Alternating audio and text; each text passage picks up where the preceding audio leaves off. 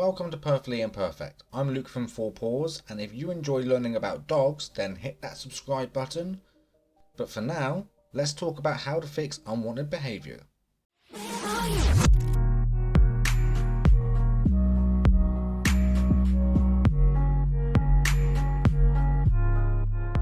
So the example in mind that I'm going to be imagining and kind of working with while thinking of this video is kind of a young dog or a puppy jumping up, maybe puppy biting or anything along those lines in the house, and how you can fix it. So I'm going to try and cover a lot of different points to take into consideration and what to do and how often to do it. So bear with me. Now, one of the questions that I get asked quite often is, how do we fix an unwanted behaviour when it happens randomly or when it happens unexpectedly? Now, the unexpectedly part is actually the issue. Because we don't allow dogs to, say, practice the correct behaviour in a situation or in a scenario, when the unwanted behaviour occurs, we are caught off guard. Now, this can end in us being angry, frustrated, surprised, shocked. Overall, that basically means that our reaction time to that behaviour takes longer than what we should be doing. So, the best way to fix unwanted behaviours in the home is to set aside 5 minutes every day and do something that you know will most likely have that behaviour appear, or something that will potentially create that behaviour, not so you can punish the behaviour, but so you can use these 5 minutes a day as a teaching moment. So instead of waiting to be caught off guard, once you have practiced your reaction or what to do and how to do it in that scenario, you're more likely to be able to react at a much faster rate than when you are shocked or caught off guard.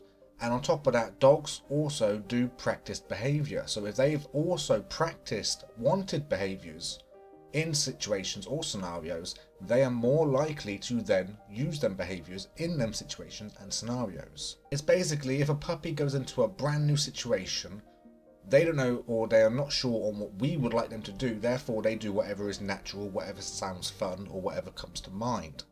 Now, if any of them things come to mind and we say they're wrong, then we automatically say it's a bad or unwanted behaviour.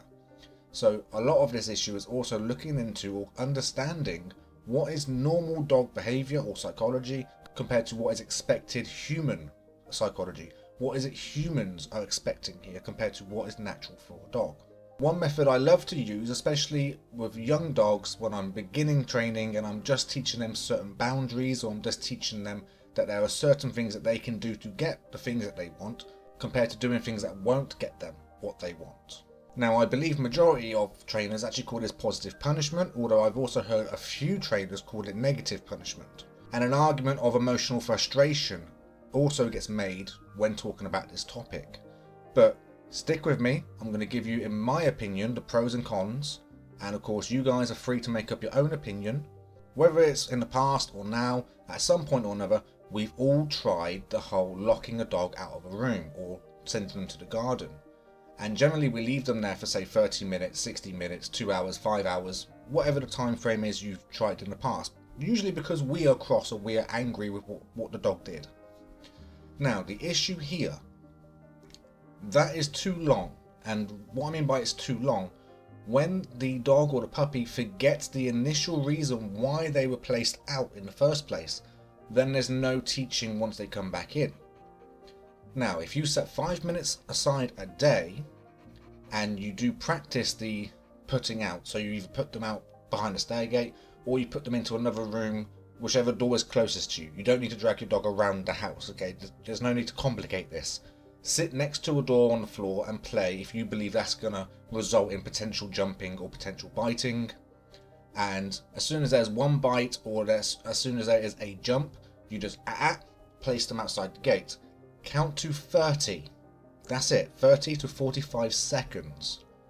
Then open the gate or allow them back in. Don't say anything to them, but then sit back on the floor again and continue playing. The more acceptable behaviours you see, the more excited and happy you become. As soon as there's a bite or a jump again, and you place them back out. Count to 30 to 45 seconds. Now, Usually on the 3rd to 4th time putting them out, you will notice your dog is now offering you different behaviours, or at least experimenting and trying to see what else he or she can do without being put out. In this scenario, you are the reward, okay? Because playing with you is very beneficial and fun. So you are actually trying to show your puppy what is expected or what is needed from him or her in order to get your attention and get your play. Now, I know while reading online, you may hear or see a lot of people talking about frustration. Your puppy could get frustrated. Your puppy might start destroying stuff. Well, one, that's why it's only 30 seconds. Any longer, yes, frustration can kick in. And two, that's also why it's only 5 minutes a day. If you was to continue doing this for say 1 hour straight a day, then yes, you have more probability of the dog getting frustrated and then staying frustrated, therefore having a negative memory about practicing these behaviours with you on the floor. If he spends a total of 2 minutes maximum in time out, and then that gives you 3 to an extra 5 minutes of playing, and your excitement and your happiness shine through, that's what he's going to take away. If I bite mum, I don't get to play, I don't get to sit with her. But if I roll around, if I get a toy, if I bounce around, then she also bounces around with me. She also laughs with me. It's all about syncing up together and showing what is a healthy, good, fun relationship. And a side note that I'm also going to make now, and this probably is going to be a little controversial. However, I personally believe dogs, like our children, they need to learn how to handle certain situations for long term.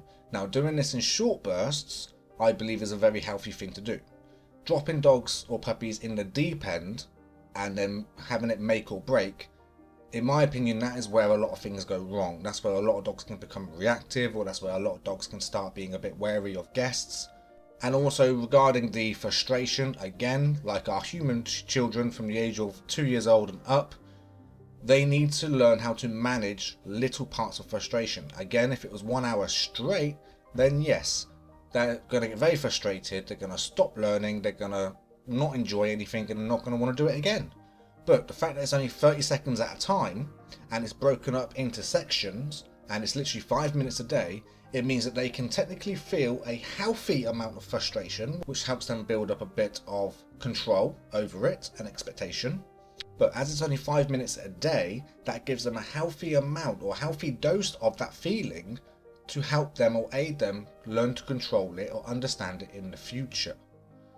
So it's all about, instead of bubble wrapping puppies sometimes, it's about helping them practice in scenarios we would like them to have practice. So when the real scenario does turn up, when your son, daughter, niece, nephew come round tomorrow, your puppy has practiced not biting and not jumping, which then leaves you the opportunity to take the time to teach your son, daughter, niece or nephew how they should be interacting with the puppy. Should they be screaming and waving their hands in the air? Should they be crying at the top of their lungs if the puppy's made one mistake? So essentially it's all about just breaking it down.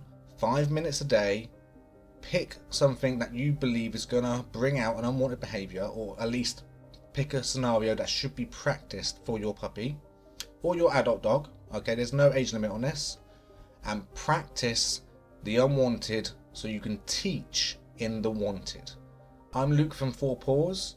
Please hit the subscribe button and the like if you found this video helpful, and I will see you next time. Thank you very much for watching.